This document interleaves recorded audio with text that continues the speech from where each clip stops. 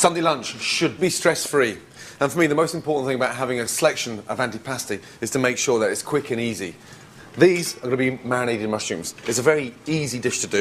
And the most important thing is putting colour on the mushrooms first. Now, nice hot pan.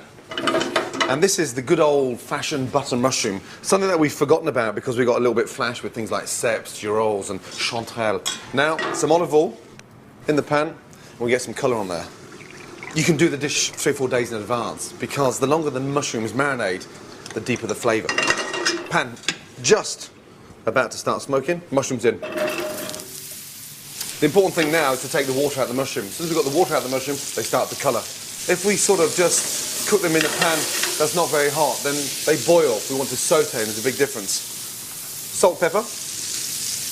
All that hissing you can hear is the water coming out of the mushrooms. Don't be scared of that. It's doing its job. But look at the colour. It's got a really nice colour over the mushrooms now. And that means already, on a very plain Jane buttered mushroom, it's got a really nice flavour. Now, whilst they're colouring away, I'm going to start peeling the shallots. It's really important to use shallots because onions are a little bit too harsh. They're sort of a lot sweeter. Just cut in half and slice lengthways.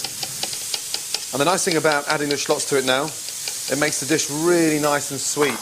Shallots straight in.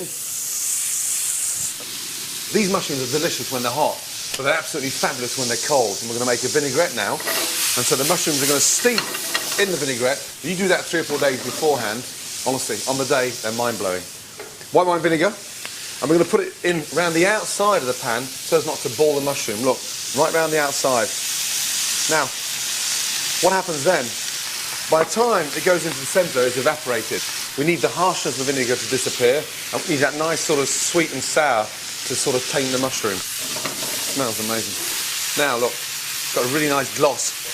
You can hear the heat in the pan. I've still got that crackle, crackling away. And that's really important to keep the heat in there. Because the minute the heat's gone, you start boiling the mushrooms, therefore you've got no flavour. And the secret now, of course, is just to finish the vinaigrette by adding the oil. And think about it. You've got the flavour at the bottom of the pan from the sautéed mushrooms, the sweetness of the onions, the vinegar's evaporated, and now we've just made a really nice, fresh, fragrant vinaigrette. Bring the oil back up to the boil, and just look at the colour of those mushrooms. Out. Into the dish. Now, one last thing.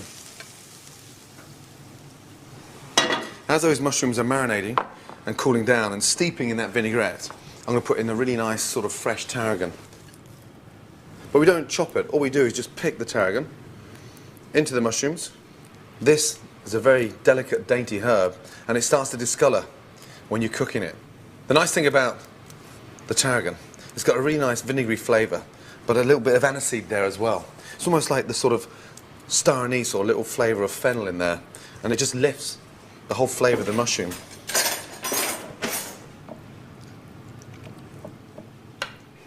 Now, the tarragon's working its magic. It's starting to perfume the vinaigrette. They're delicious now, but leave them to cool down for 24 hours. It's amazing. That is a complete stress-free dish. Perfect way of starting a Sunday lunch. The perfect antipasti, and all you need now is some really nice rustic bread, and bang, you're away.